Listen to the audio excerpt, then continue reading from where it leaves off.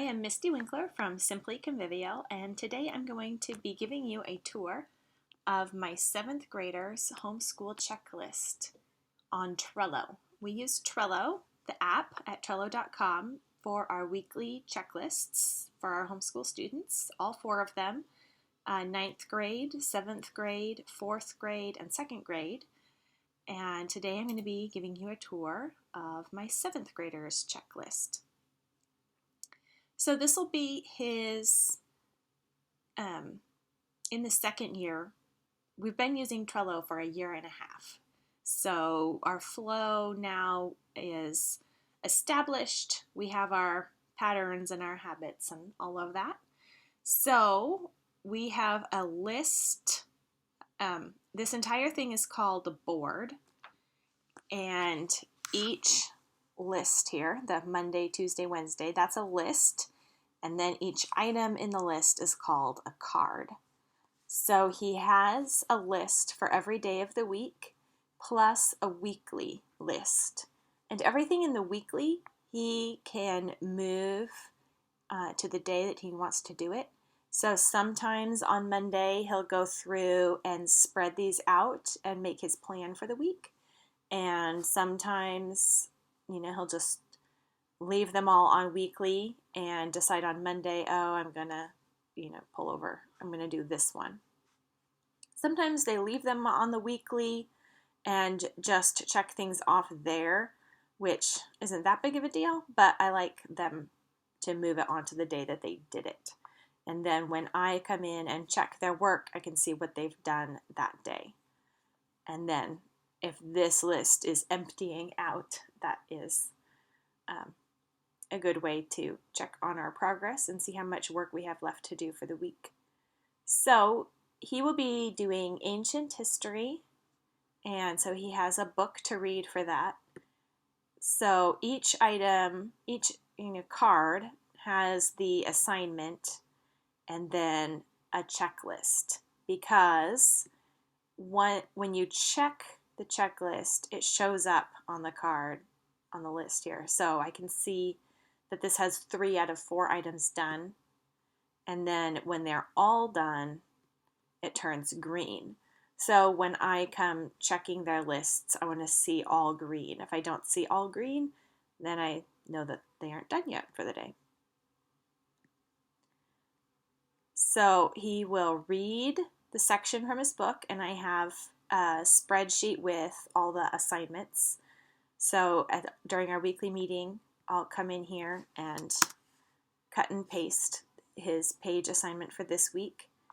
And then he'll add a comment on this card right here with 3 interesting things from that chapter. So he doesn't have to write a whole paragraph or anything, but he does have to kind of summarize or think about and type out a few things from his reading.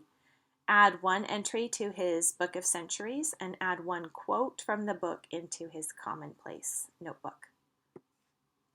And then just for kind of supplemental, he'll be listening to the antiquity lectures from George Grant. So he'll just be listening and then just send me a message in Slack, which is like a texting app, a chat app, just telling me what it was about briefly. It doesn't have to be a full narration or a complete paragraph, just letting me know what it was about. And then he'll be reading the Boys and Girls Herodotus, and the pages will go here every week. I have the different pages in a spreadsheet, so I'll cut and paste that there, and he'll read it. And then his narration for that, his narration assignment is to tell the story in a different genre or draw an illustration that includes a quote or draw a comic strip version of the story. So he has 3 narration, kind of creative narration options for that assignment. And then for science, he'll be doing the story of science. So the chapter that he'll read will be cut and paste in here. He'll read it, write a paragraph, and that's a solid paragraph with a topic sentence and a conclusion sentence and everything. This is kind of the history of scientific discovery. So he'll add an entry to his Book of Centuries and that paragraph that he wrote, he needs to send it to me in Slack. And he does that twice a week. So he can do those both on the same day or spread them out, but he has that same assignment twice.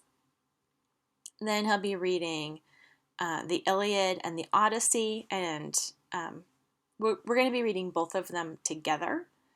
I'll be reading them, but reading both the Iliad and the Odyssey and kind of making some comparisons along the way. A book a week, but they are only 24 books, so we aren't reading that every week. And he'll be drawing pictures, his own illustrations through the book. So he'll end up with 24 illustrations telling the story of each book along the way. And then grammar, we'll be using analytical grammar, and I'll be assigning certain pages. We aren't going to do the whole thing, but we'll be doing the lesson together, and then I'll be assigning 2 pages out of the analytical grammar per week to him. And then daily, he has his morning things, which are chores, applying deodorant, that sort of thing, the daily first things. And then this is just his personal Bible reading, math. He has to show his work and staple the work and then turn it in. My husband corrects all math and also makes them show all their work, so that's on there. And if he ends up needing to correct, if he doesn't get 100%, then I will add a checklist item on this and say correct and turn in, and then move it to the next day. So then they keep stacking if they aren't corrected. There's piano practice. The most important thing you'll ever study through the Bible program.